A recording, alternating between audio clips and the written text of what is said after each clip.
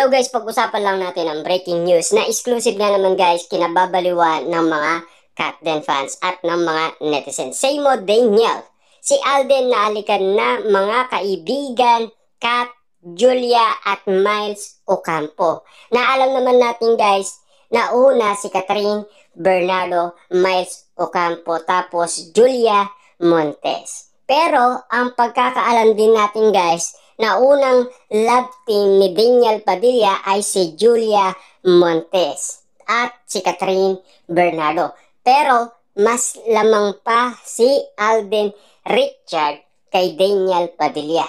Kasi ang tatlong magkakabarkada na nagkakilala umano sa ongoing bulilit ay nahalikan na ni Alden Richard nang dahil sa kanilang pinikula na nagkaroon sila ng kissing scene. Kasi alam naman natin yan guys kung suportado sila ng kanilang sariling opinion or desisyon. Kasi doon talaga guys kinukumpara kung papayag ba sila na may kiss dito. Alam naman natin guys, no? Narinig na natin si Direk Cathy kung papaano siya magpaliwanag. Kapag sinabi niya na may kiss dito, pinag-uusapan pa pala yan guys ng mga magulang at ng manager kung sila ba ay papayag at magtatanong sila sa direktor bakit nga ba may kiss na gagawin. Ganun pala guys ang resultang mangyayari kapag may alikan na gaganap sa mga eksenang teleserye or pelikula. Grabe nga naman kasi guys dahil kumakalat ngayon sa social media ang tatlong magaganda na nakasama na ni Alden Richard. Sa bawat pelikula nga naman kasi guys na nagawa nila, talagang pinag-uusapan ngayon. Dahil alam naman kasi nila na magkakaibigan sina Miles Ocampo, Catherine Bernardo.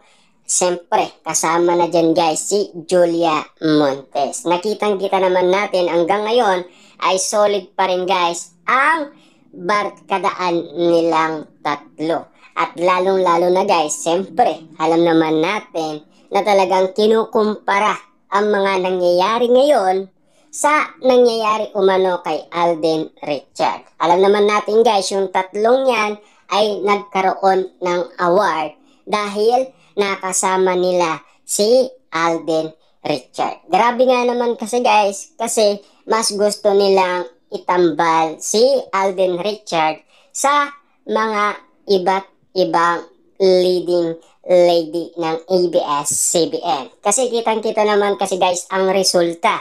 Kasi pati sila ay nagkakaroon din naman ng award.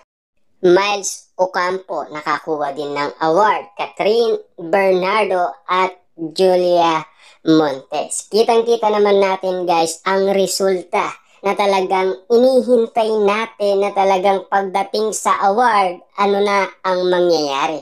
At alam din natin guys, bigay todo rin sila sa acting. Dahil alam naman natin guys, hindi sila magkakaroon ng pangalan kung hindi nga naman sila marunong sa pag-arte. Alam naman natin guys, ang pag-arte dyan sila nakilala. Lalo-lalo na guys, si Alden Richard nakilala ng todong-todo yan sa Itbulaga. Kaya nga naman guys, kapansin-pansin hanggang ngayon ay nabubuhay pa rin ang mga Aldab fans dahil sa nangyaring kasalan Jose Manalo, diba? At siyempre, nang dahil nga naman guys, no, pinag-uusapan ito sa social media, grabe nga naman kasi guys ang ganitong mga eksena. Hanggang ngayon kasi guys, naghahanap pa rin sila ng gamot. Katulad na lang yan guys, no? Yung tatlong magkakaibigan na nakasama na ni Alden Richard sa kani-kanilang mga pelikula na nagawa umano. At least, may mga resultang pinag-uusapan at pinagkakaguluhan at pinagpipestaan. Dahil kitang-kita naman natin guys, kapag daw si Alden Richard ang nakasama nila, iba ang mga nangyayari. Kasi nagiging patok ang pelikula at lalong-lalo na guys, iba kasi ang tambalan Catherine Bernardo at Alden Richard. Napakalakas guys ng cut din. Naani mo kasi guys no, ang iba ay hindi nila maintindihan umano ang pinikulang Hello, Love, Goodbye at Hello, Love Again. Kahit sabihin na natin guys napanood na nila, pero ang tingin nila hindi pa rin nila makuha or maintindihan.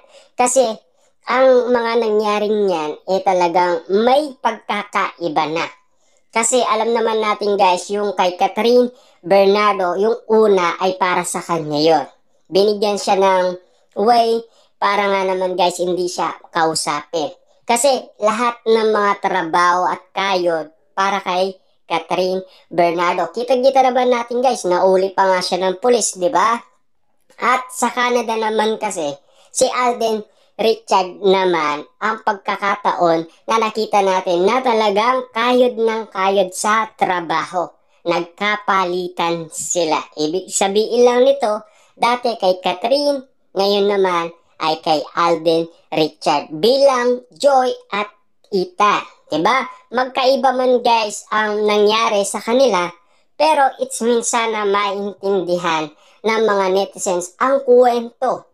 Kailangan kasi dyan, mapanood muna nila yung part 1 bago nila panoorin yung part 2 para maintindihan nila yung mga nangyayari umanong kwento na binubuga sa kanila para maintindihan, para maisapuso, lalong-lalo na maisaisip at para maikwento din ng maganda. Kaso nga lang guys, ang iba, kinukwento nila medyo pangit.